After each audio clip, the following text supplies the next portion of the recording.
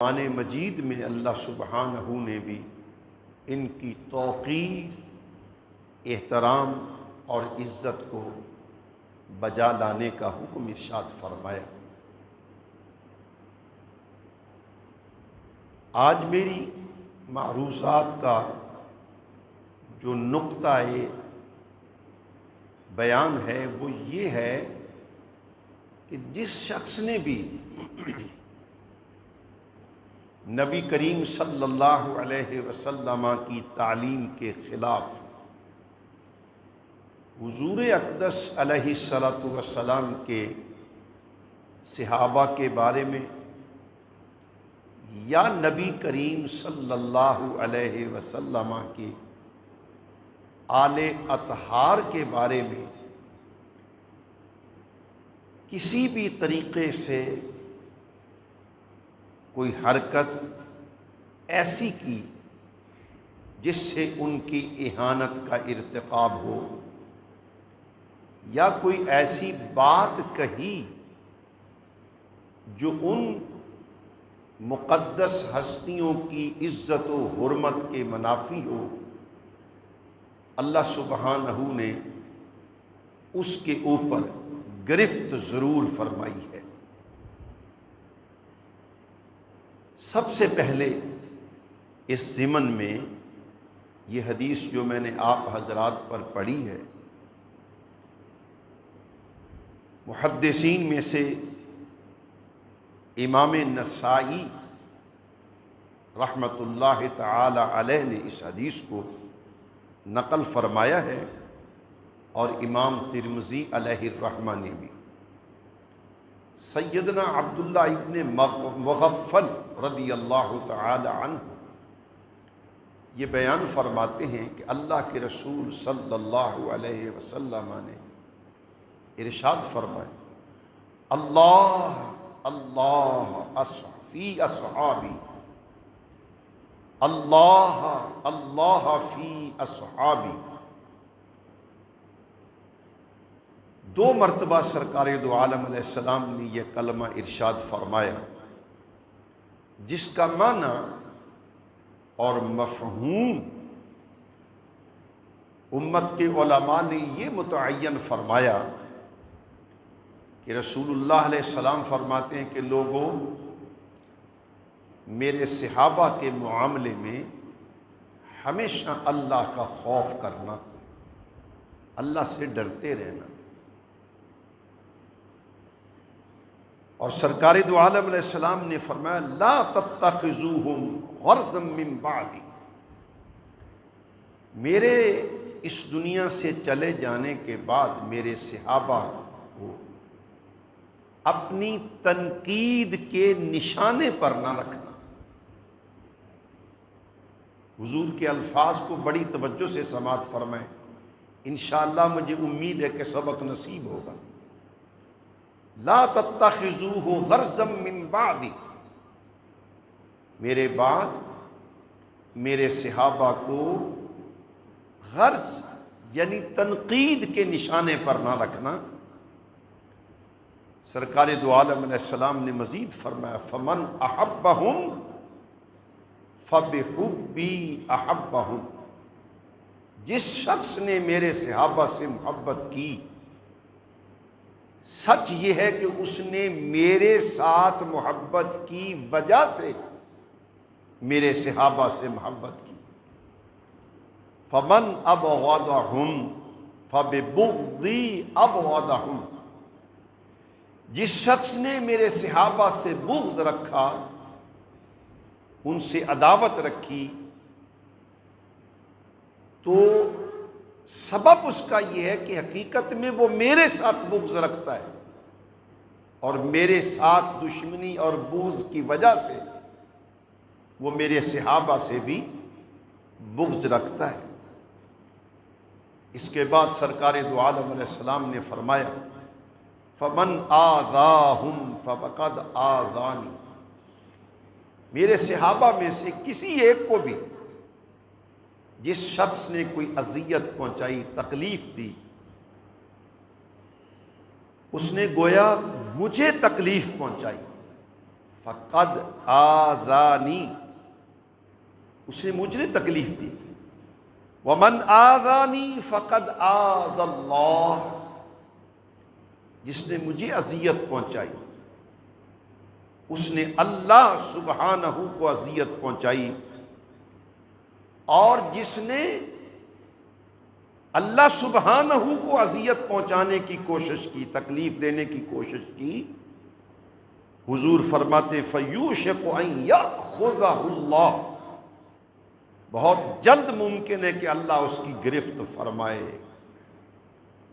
حدیث کا یہ میں نے پڑھی پوری ہے، لیکن حدیث شریف کا یہ آخری فقرہ آج میری گفتگو کا سب سے زیادہ وہ نقطہ نظر ہے جو میں آپ تک پہنچانا۔ حضور فرماتے ہیں، اس سے پہلے حصے کے بارے میں آپ سے پچھلے جمعات میں عرض کر چکا ہوں، ارشاد فرمایا کہ جو شخص مجھے تکلیف پہنچائے، میرے صحابہ کو تکلیف دے، گویا وہ اللہ سبحانہ کو تکلیف ملتا ہے، اور جو اللہ کو تکلیف پہنچائے تو بہت جلد ممکن ہے کہ اللہ سبحانہ اس کی گرفت فرمائے۔ اس لیے یہ میں متعدد احادیث آپ کی خدمت میں عرض کر چکا ہوں۔ اس میں نقطہ نظر سمجھ لیجئے کہ اصل مرکز محبت حضور کی ذات ہے صلی اللہ علیہ وآلہ وسلم۔ حضور کے صحابہ امت کے لیے قابل احترام اس لیے ہیں کہ وہ حضور کے وفادار تھے۔ حضور نبی کریم علیہ السلام کی آل کا پیار، محبت، عقیدت ہمارے لیے حرز جان کیوں ہے؟ اس لیے کہ وہ نبی کا گھرانہ ہے، آپ صلی اللہ علیہ وسلم کی اولاد ہے، اور آپ علیہ الصلوۃ والسلام کی ازواج مطہرات وہ اہل ایمان کے لیے عزت کا، احترام کا ہر اعتبار سے مرکز اس لیے ہے کہ وہ حضور کی ازواج پاک ہیں، اور اس رشتے کے ناطے سے وہ امت کی ماؤں کے درجے میں ہے۔ اصل مرکز حضور ہے۔ جو چیز جس طرح سے بھی اللہ کے رسول سے نسبت کھاتی جائے گی وہ امت کے لیے قابل احترام ہوگی، اور جو چیز حضور سے دور ہو جائے اس کا ہمارے لیے کوئی احترام واجب بھی نہیں ہے۔ تو مرکز کیا ٹھہرا؟ نبی کریم۔ اسی لیے حضور فرماتے ہیں کہ میری محبت کی وجہ سے میرے صحابہ سے محبت کی جائے گی، اور میرے ساتھ دشمنی کی وجہ سے میرے صحابہ سے بھی دشمنی کی جائے گی۔ میرے محترم بھائیوں، اب حضور کی اس تعلیم کے بعد کہ سرکار فرمائیں جس نے میرے صحابی کو برا بھلا کہا، میری آل کی بے توقیری کی، ازواج مطہرات امہات المومنین کے بارے میں کوئی ہلکی سوچ پیدا کی، گویا اس نے مجھے تکلیف پہنچائی ہے، اور مجھے تکلیف دینے والا اللہ سبحانہ کو تکلیف دیتا ہے، اور جو اللہ سبحانہ کو تکلیف پہنچائے اللہ حضور فرماتے فَيُوشِكُ أَن يَأْخُذَهُ، بہت جلد ممکن ہے کہ اللہ سبحانہ اس کا مواخذہ فرمائے گا، اسے پکڑے گا اللہ سبحانہ۔ اس لیے نہ صحابہ کی بے توقیری ہمارے لیے جائز ہے، نہ حضور کی آل کی بے احترامی ہمارے لیے جائز ہے، نہ سرکار ابد قرار علیہ السلام کی مقدس ازواج کی بے احترامی ہمارے لیے درست ہے۔ ہمارے لیے بچنے کا واحد ذریعہ اور طریقہ یہ ہے کہ ہم حضور کے ساتھ نسبت رکھنے والے، حضور کے ساتھ تعلق رکھنے والی ہر چیز کا احترام کریں، وہ جماعت صحابہ ہو، وہ حضور کی آل ہو، وہ حضور کی ازواج ہو، یا نبی کریم صلی اللہ علیہ وآلہ وسلم کے ساتھ تعلق رکھنے والی کوئی عام چیز ہو جسے حضور سے نسبت ہو گئی، وہ ہمارے لیے قابل عزت اور قابل احترام ہو گئی۔ میرے محترم بھائیوں، عزت کے لائق میرے محسن دوستوں، ہمیں اہل سنت نے جو نقطہ نظر دیا وہ یہی ہے کہ حضور کے صحابہ، حضور کی آل، حضور کی ازواج ہر اعتبار سے ایماندار کے لیے قابل عزت ہے۔ ایمان اسی میں بچتا ہے، ایمان کی سلامتی اسی میں ہے۔ چنانچہ ہمارے اسلاف اس کے اوپر بڑی تنبیہانہ باتیں کیا کرتے تھے۔ میں اس وقت آپ کی خدمت میں دو اکابر بزرگوں کی رائے پیش کر رہا ہوں، اور یہ کوئی معمولی شخصیات نہیں۔ امام مالک بن انس رضی اللہ تعالی عنہ جیسے ہم فقہ حنفی کے مقلد ہیں، ایسے دار الحجاز کے لوگ، دار الہجرہ یعنی مدینہ منورہ اس کے آس پاس کے لوگ امام مالک رحمت اللہ علیہ کو اپنا مقتدا تسلیم کرتے تھے، امام تسلیم کرتے تھے۔ اتنا بڑا آدمی، کئی صحابہ کی زیارت کرنے والا شخص سیدنا امام مالک رحمت اللہ تعالی علیہ، آپ فرمایا کرتے تھے کہ جو شخص حضور صلی اللہ علیہ وآلہ وسلم کے صحابہ سے بغض رکھے، فرمایا من یبغض اصحاب رسول اللہ صلی اللہ علیہ وسلم، جو آدمی حضور کے صحابہ سے بغض رکھے، فلیس لہ فی الفیء نصیب، مال غنیمت اگر مسلمانوں کے پاس آ جائے تو حضور کے صحابہ سے دشمنی رکھنے والے آدمی کو مال غنیمت سے حصہ نہ دیا جائے۔ کیوں؟ کہ وہ حضور کے صحابہ کا دشمن ہے۔ ایک بہت بڑے مشہور تابعی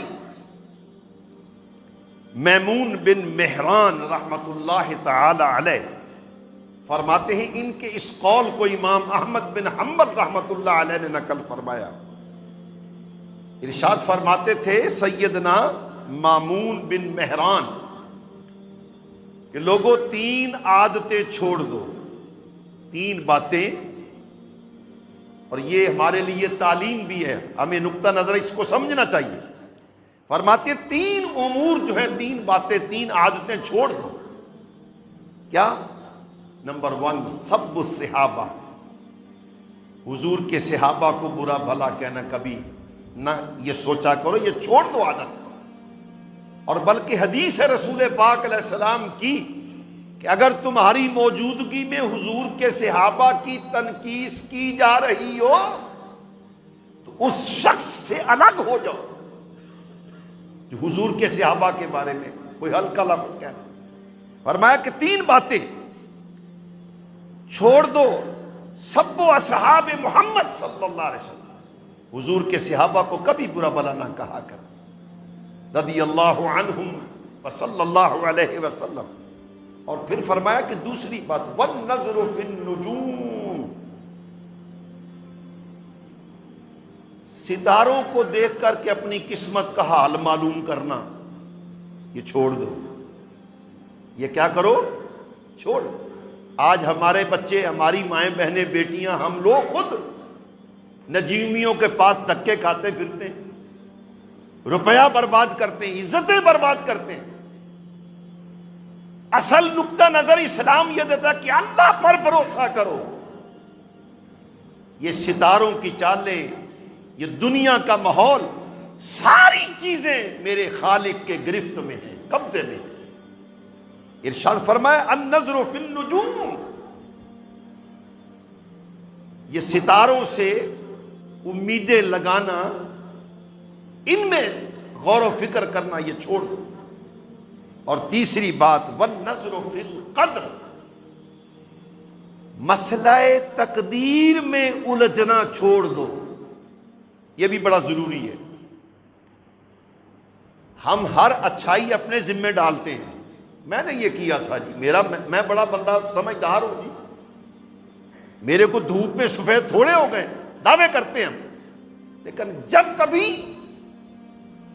جب کبھی مجھ سے کوئی ایسا امر واقع ہو جائے اس کا وبال میرے اوپر گرے، تو میں فوراً اس کو تقدیر کے کھاتے میں ڈالتا ہوں، جی تقدیر میں ایسا ہی تھا۔ تقدیر میں غور و فکر کرنا، تقدیر میں الجھنا، یہ چھوڑ دو۔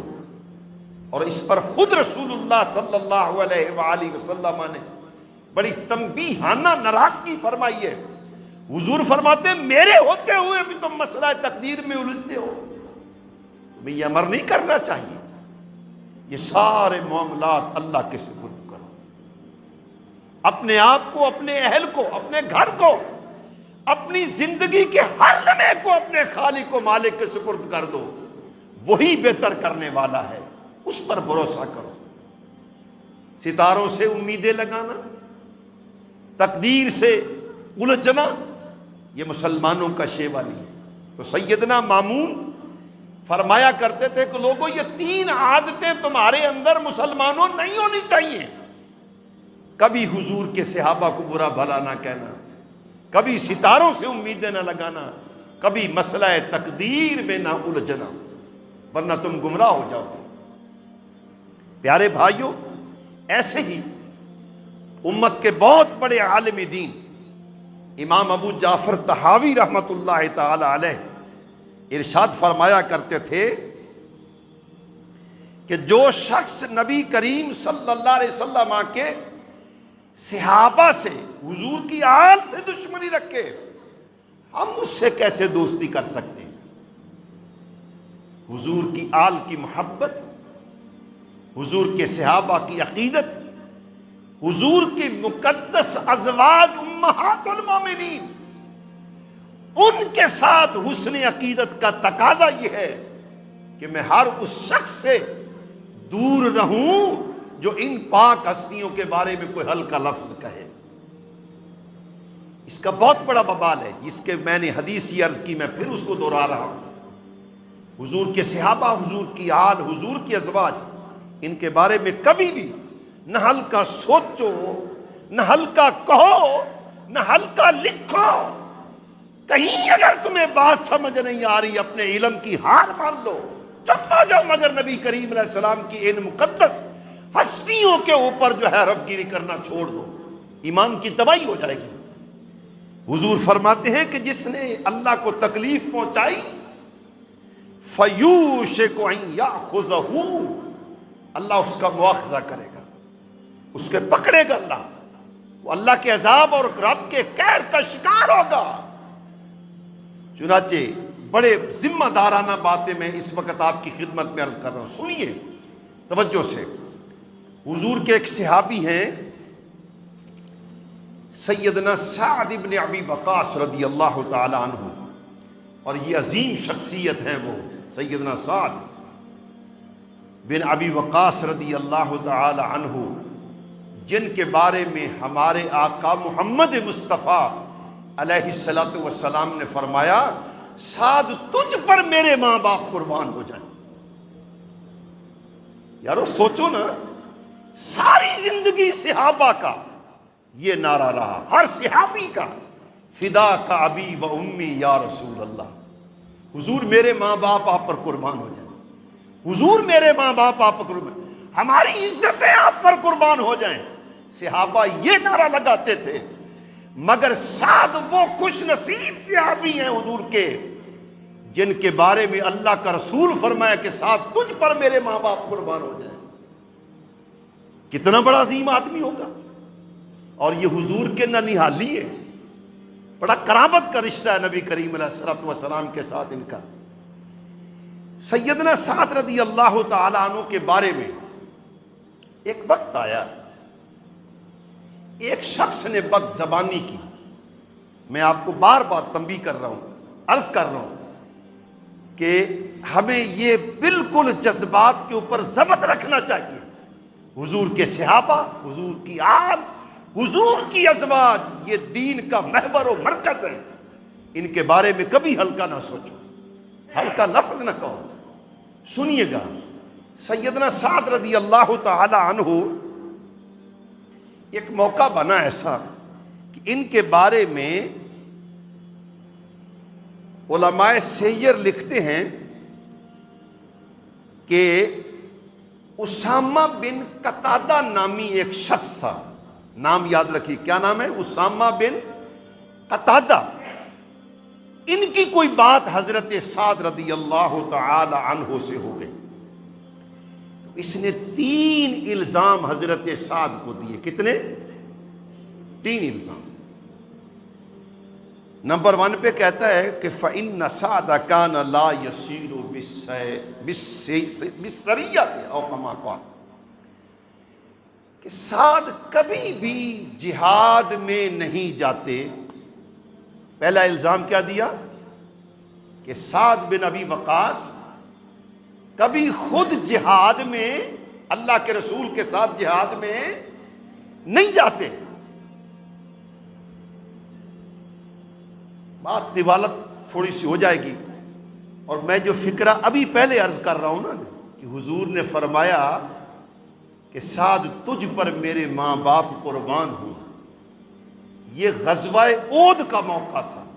کتنا ظالم ہے یہ شخص. غزوہ احد کا موقع تھا کہ جس وقت مسلمانوں کو فتح کے بعد شکست کا سامنا کرنا پڑا. خالد بن ولید کا حملہ اتنا زور کا تھا کہ خود سرور عالم محمد مصطفیٰ صلی اللہ علیہ وآلہ وسلم جو تھے وہ زخمی ہو گئے. حضور کو تکلیف پہنچی تو نبی کریم علیہ السلام نے اپنے تیروں کا تھیلا حضرت سعد کو عطا فرمایا اور فرمایا کہ اس جتھے پر سعد تیر اندازی کرو، تجھ پر میرے ماں باپ قربان ہو جائیں. یہ کہنا، اس شخص کا یہ کہنا کہ سعد کبھی جہاد میں نہیں جاتا، کتنا بڑا الزام. جھوٹ بولا. پہلا الزام کیا دیا؟ کہ سعد کبھی جہاد میں نہیں جاتا. نمبر 2 یہ کہنے لگا ولا یقسم بالسویہ، سعد کو اگر کہیں کسی موقع پر مال تقسیم کرنے کا اختیار دے دیا جائے تو معاذ اللہ سیدنا سعد تقسیم درست نہیں کرتے. یہ دوسرا الزام اس نے لگایا. اور نمبر 3 کہا کہ ولا یعدل فی القضیہ، اگر سعد کے سامنے کوئی مقدمہ رکھ دیا جائے تو سعد فیصلہ درست نہیں کرتے. 3 الزام اسامہ بن قتادہ نے. 3 الزام. سعد جہاد میں نہیں جاتے، سعد مال غنیمت صحیح تقسیم نہیں کرتے، سعد صحیح فیصلے نہیں کرتے. یہ کس کے بارے میں کہہ رہا ہے؟ اللہ کے رسول کے صحابی کے بارے میں. اس آدمی نے، اسامہ نے یہ کلمات حضرت سعد کے بارے میں کہے. سیدنا سعد نے جب سنا تو بڑی تکلیف پہنچی اور بے اختیار حضرت سعد سے اس کے بارے میں یہ بد دعا نکلی. اللہ کے حضور حضرت سعد عرض کرتے ہیں اما واللہ لا ادعون ثلاث. اس نے 3 الزام مجھ پر دیے. 3 الزام. میں اس کے بارے میں 3 بد دعائیں کرتا ہوں. میں اس کے بارے میں 3 بد دعائیں کرتا ہوں. حضرت سعد نے اللہ کے حضور عرض کیا کہ اللہم ان کان عبدک ھذا کاذبا بإقام ریاء و سماعۃ، اللہ اگر یہ شخص جھوٹ بول رہا ہے اور یہ محض ریاکاری کر رہا ہے، میرے اوپر جھوٹے الزام لگا رہا ہے. نمبر 1 اللہ فأطل عمرہ، اس کی عمر بڑھا دے. اس کی عمر بڑھا دے. حضرت سعد نے اسامہ کے بارے میں کہا، اس شخص کے بارے میں جس نے جناب سعد کے بارے میں یہ 3 جھوٹے الزام لگائے تھے، اللہ اگر یہ شخص ریاکار ہے، جھوٹا ہے، فَأَطَلِّ عُمَرَهُ، اس کی عمر بڑھا دے، لمبی کر دے عمر، اور خدا سے پناہ مانگا کرو، اللہ کے رسول نے پناہ مانگی ہے، ارذل عمر انسان کے لیے وبال سے کم نہیں ہے۔ جب انسان بڑھاپے میں آ جائے، اور جوتی کا پیر جو ہے وہ انسان سیدھا نہ پہن سکے، اس زندگی کو کیا کرنا ہے؟ جب حضرت سعد نے اسے یہ بد دعا دی نا کہ یا اللہ اس کی عمر لمبی کر،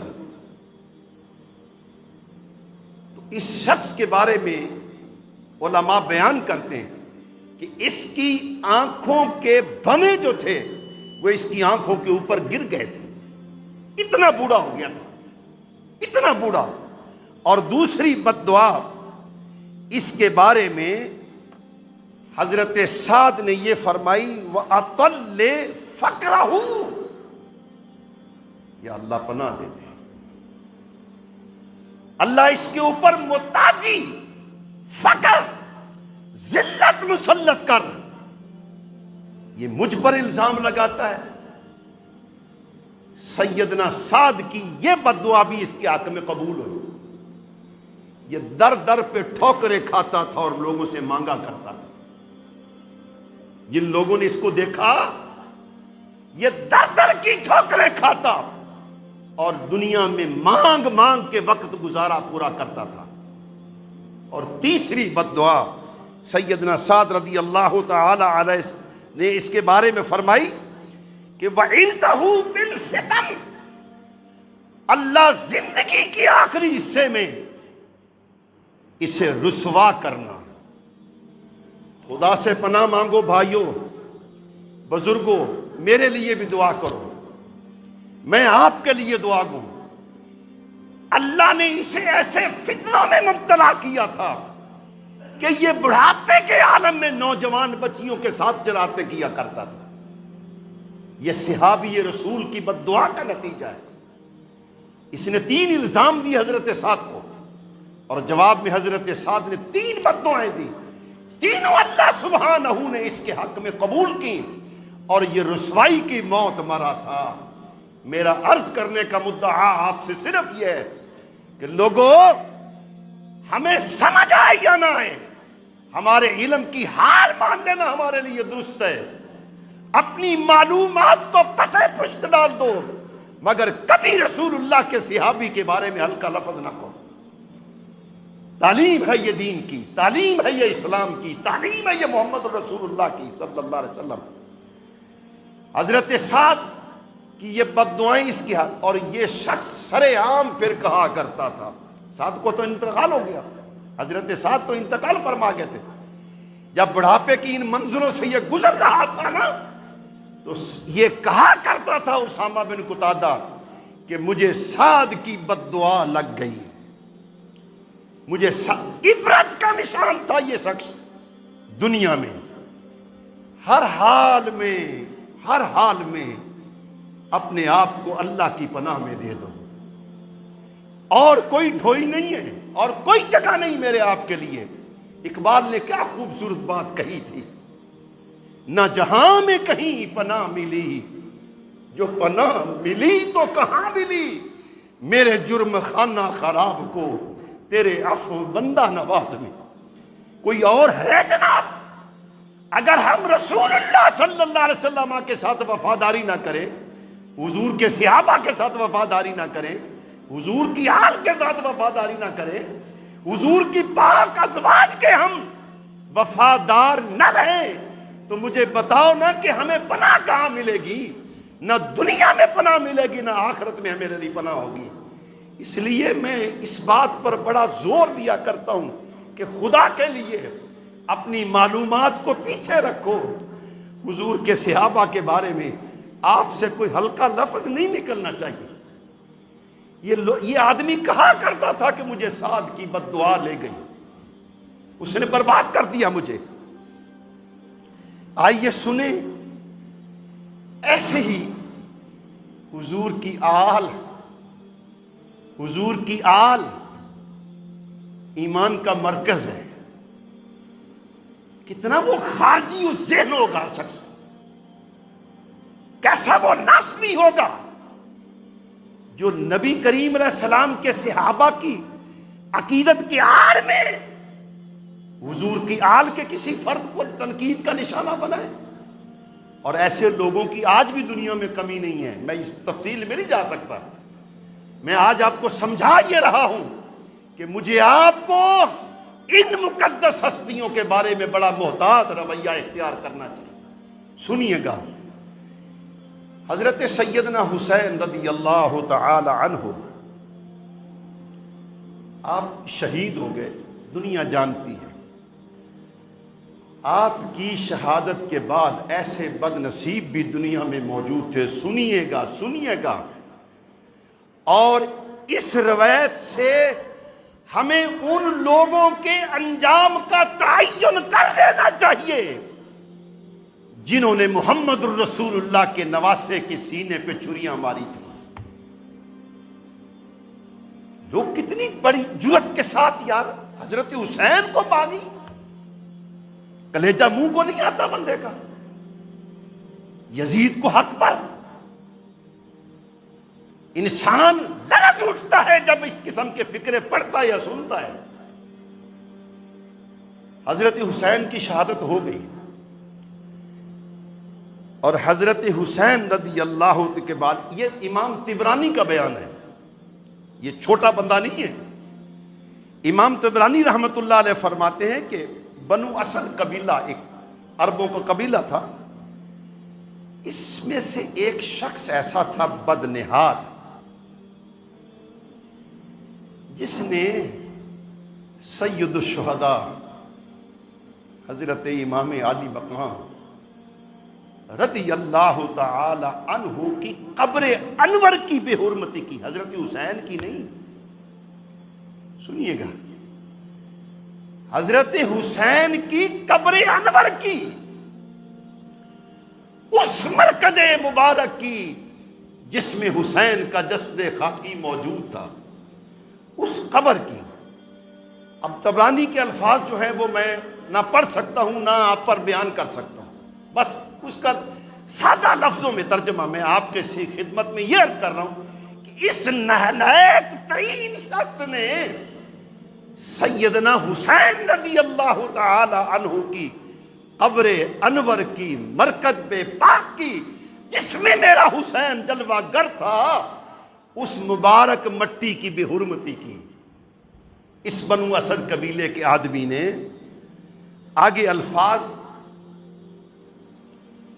طبرانی کے ہیں، یہ سنیے گا، فَأَصَابَ أَهْلُ ذَلِكَ خَبَلٌ وَجُنُونٌ وَمَرْضٌ وَفَقْرٌ، جس نے سیدنا حسین کی قبر انور کی، پاک مٹی کی بے حرمتی کی نا، اسے خود بھی اور اس کے جمیع اہل خانہ کو جنون جیسے مرض لحق ہوئے، جنون، پاگل ہو گئے۔ ساری زندگی لوگوں کے سامنے دھکے کھا کر کے کبھی اس روڑی پہ بیٹھے ہیں، کبھی اس روڑی پہ بیٹھے ہیں، کیونکہ اس کی حرکت ایسی تھی، اس کی حرکت ایسی تھی۔ فَأَصَابَ أَهْلُ ذَلِكَ خَبْلٌ، مت ماری گئی، انہیں پتہ نہیں چلتا تھا کہ ہم روڑی میں ہاتھ مار رہے ہیں یا مٹی میں ہم کھیل رہے ہیں۔ حسین کی قبر کی بھی حرمتی کرنے والا، سیدنا حسین کے مرکز پاک کی بھی حرمتی کرنے والا، کیا حال ہوا ہوگا ان کا جنہوں نے زہرا کے جگر پارے کے سینے پر چھرے چلائے تھے؟ کبھی سوچا ہے ہم نے؟ آئیے اسی طرز کا ایک واقعہ امام قرہ بن خالد رضی اللہ تعالی عنہ یہ نقل فرماتے ہیں۔ بزرگ امت میں ایک ہوئے ابو رجاء طاری، یہ مطلب تابعی بزرگ تھے، بہت بڑے سکہ تابعی تھے، بڑے عالم تھے، یہ لوگوں کو واعظ فرمایا کرتے تھے۔ کہ لوگوں حضور کے صحابہ کو برا نہ کہنا، حضور کی آل کو برا نہ کہنا، لوگوں کو سمجھاتے تھے، لوگوں کو سمجھایا کرتے تھے کہ کبھی اللہ کے رسول کی آل کے ساتھ دشمنی نہ کرنا۔ جب یہ لوگ کہا کرتے تھے نا تو فرمایا کہ علی اور اس کے گھر والوں کو برا نہ کہنا۔ ان کے الفاظ لا تسبوا علی، علی اور اس کے گھر والوں کو برا نہ کہنا۔ تو یہ فرماتے ہیں کہ ہمارے پڑوس میں ایک ایسا بدنہاد تھا جس نے سیدنا علی شیر خدا داماد مصطفیٰ زہرا کے حرم پاک پر آپ کی ذات کے بارے میں اور سیدنا حسین رضی اللہ تعالی عنہ کے بارے میں بکواس کی۔ اگلے الفاظ اس امام کے میں پڑھ رہا ہوں آپ کی خدمت میں کہ ابھی یہ فکرہ مکمل نہیں کر پایا تھا، فرماہ اللہ بقوقبین فی عینیہ فطمس بصرہ، اللہ نے 2 ستارے ایسے بھیجے جو سیدھے تیر کی طرح اس کی آنکھوں میں لگے اور اس کی آنکھیں فوری اندھی ہو گئی تھی۔ یہ آل بیت اطہار کی بھی حرمتی کا نتیجہ ہے۔ لوگوں، سنیوں، ہمیں جو ہمارے اکابر نے نظریہ، عقیدہ، فکر دی ہے، حضور کی صحابہ سے پیار، حضور کی شریعت سے پیار، حضور کی آل سے پیار، حضور نبی کریم علیہ السلام کی مقدس ازواج سے عقیدت، حضور کی امت کے ہر شیخ، ہر صالح، ہر فقیر، ہر درویش سے پیار، یہ مسلمانوں کا عقیدہ ہے۔ کچھ لوگ ہیں حضور کے امت کے اولیاء پر زبان درازی کرتے ہیں، کچھ ہیں حضور کے صحابہ کو برا کہتے ہیں، کچھ ہیں جو نبی کریم علیہ السلام کی ازواج مطہرات پر تنقید کے نشتر برساتے ہیں، کچھ ہیں جو صحابہ کی آڑ میں حضور کی آل کی بے توقیری کرتے ہیں۔ مگر ہم اس نظریے کے ہیں کہ جو حضور سے جڑ گیا ہمارے لیے سر کا تاج بن گیا۔ اسی لیے مولانا احمد رضا رحمۃ اللہ علیہ کا میں وہ فقرہ پڑھ کے اپنی بات کو مکمل فرمایا کرتا ہوں۔ آپ فرمایا کہ اہل سنت کا ہے بیڑا پار اصحاب حضور، اہل سنت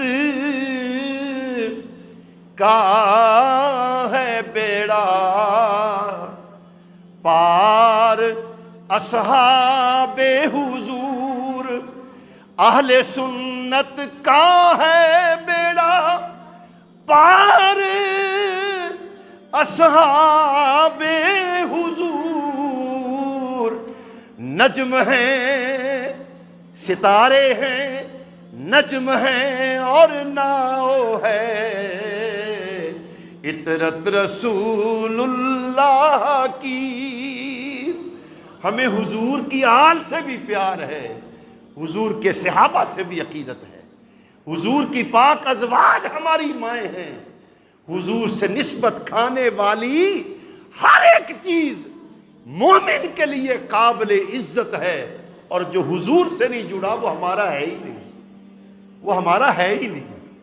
میرے آج کے اس مختصر دورانی میں باتوں کا مرکز، محور، میرے بھائیوں، کبھی نبی کریم علیہ السلام کے صحابہ کی بے توقیری نہ کرنا، مارے جاؤ گے، تمہیں تمہارا علم نہیں بچا سکے گا، تمہیں تمہاری شوخیت تباہ نہیں بچا سکے گی۔ اور کبھی حضور کی آل کے بارے میں ہلکا نہ سوچنا، علی و حسین حسن کے بارے میں ہلکا نہ سوچنا، اس لیے کہ یہ نبی کریم علیہ السلام کے گھر کے پھول ہیں، حضور کی عطرت ہے۔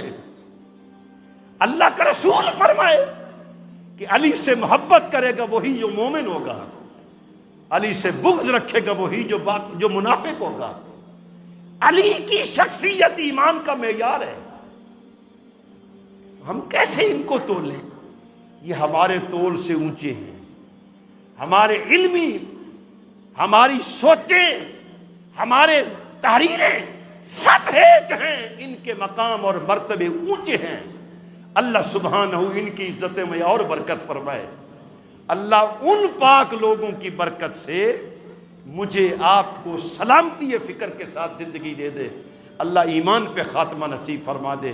وآخر دعوانا ان الحمد للہ رب العالمین۔